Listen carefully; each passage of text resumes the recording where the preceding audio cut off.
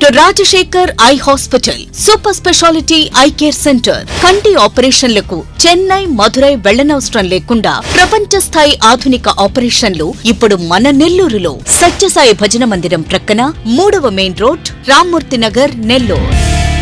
CI Venu గారికి మేము memorandum సమర్పించడం జరిగింది. విషయం ఏమనగా ఆమంచర్లలో మరియు ఈ నెల్లూరు, ప్రకాశం జిల్లాలో మేము 3 లెప్రసీ కాలనీలు నిర్వహిస్తూ ఉన్నాం. ఈ 2 రాష్ట్రాల్లో కూడా అనేక విధములైనటువంటి సేవలు కూడా చేస్తూ ఉన్నాం. వీటన్నిటి నిమిత్తమై మేము ప్రభుత్వం నుండి గవర్నమెంట్ ధర కట్టి స్థలం సేకరించడం జరిగింది. ఆ విధంగా ఆమంచర్లో 169 ఎకరాలు భూమిని మేము సేకరించుకొని ఉన్నాం, కొనుగోలు చేసి ఉన్నాం. అందులో ఉన్నటువంటి 69 ఎకరాలలో మరి ఇతరులు దౌర్జన్యంగా ప్రవేశించి దానిని ఆక్రమించేదానికి అన్ని విధాలుగా ప్రయత్నాలు చేస్తూ ఉన్నారు. వాటిని ఆపటానికి ప్రయత్నించి ఉన్నాం.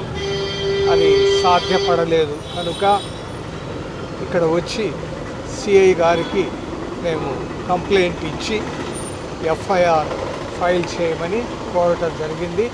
ఆ పరిసరాలు గమనించాము, కానీ కొంతమంది అసాంఘిక శక్తులు ఉన్నట్టుగా మాకు అనిపించింది.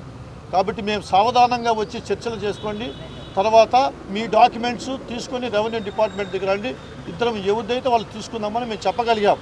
కానీ ఇప్పుడు మాకు భయం ఏంటంటే అసాంఘిక శక్తులు ఆడున్నట్టు మాకు అనిపిస్తుంది.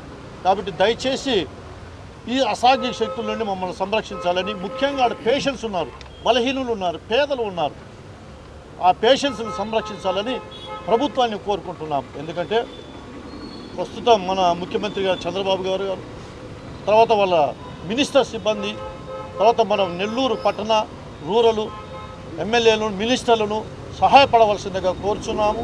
అదేవిధంగా మన జిల్లా అధికారులను, రెవెన్యూ డిపార్ట్మెంట్ను, పోలీస్ అధికారులను మాకు ఈ క్రైస్తవ ఆస్తులకు న్యాయం చేయమని గట్టిగా కోరుకుంటున్నాం, న్యాయం చేయమని చెప్తున్నాం.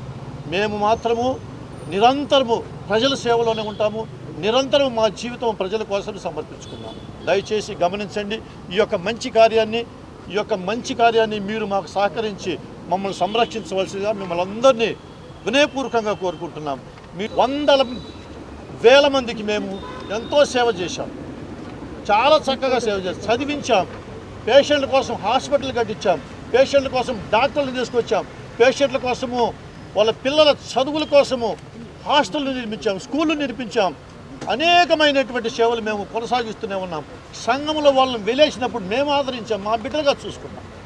మేము చేసినటువంటి ఈ పుణ్యక్రియ ఈరోజు మమ్మల్ని లోపలికి రానియకుండా మాదేని వాళ్ళు చెప్తున్నారు. అదే చాలా బాధ అనిపిస్తుంది. 2014లో మాకు పర్మనెంట్ ఇంజెక్షన్ గ్రాంటెడ్ చేశారు. 2014 పర్మనెంట్ ఇంజెక్షన్ చేశారు. ఆ తర్వాత మళ్ళీ 2014 తర్వాత మళ్ళీ కొంతమంది ఆక్రమణ జరుపుతూ ఉంటే 25 మంది మీద మళ్ళీ కేసు ఫైల్ చేశాం.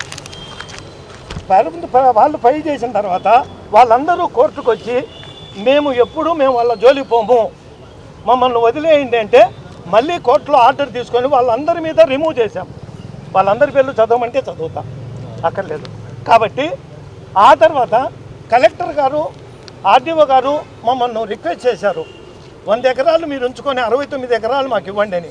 కలెక్టర్ గారికి కూడా మేము ఈ సంస్థలో ఆస్తులు తీసుకోవడమే కానీ ఇచ్చే పవర్సు సంస్థకు లేదు, కాబట్టి మీకు అలా ఇవ్వాలి అంటే మీరు ఏదన్నా ఒక పవర్ ఆర్డర్ తెచ్చుకుంటే వాళ్ళకేం అభ్యంతరం లేదని కూడా గవర్నమెంట్కి చెప్పాం. ఆ తర్వాత 69 ఎకరాల్లో అక్కడ ఉన్నవారికి ఇల్లు కట్టించడానికి ఫాదరు బిషప్ గారు ఏర్పాటు చేశారు, కట్టించారు కూడా. కొంత 32 ఇళ్ళు కూడా కలెక్టర్ గారి పర్మిషన్తోనే కట్టించాం. అక్కడ వాళ్ళకు లోన్ కూడా శాంక్షన్ కూడా చేసినట్టు కొంతవరకు మాకు ఇచ్చారు. అవి కూడా పూర్తి అయిపోయి వస్తున్నాయి, పూర్తి అయిపోయి వాళ్ళే కూడా ఉంటున్నారు.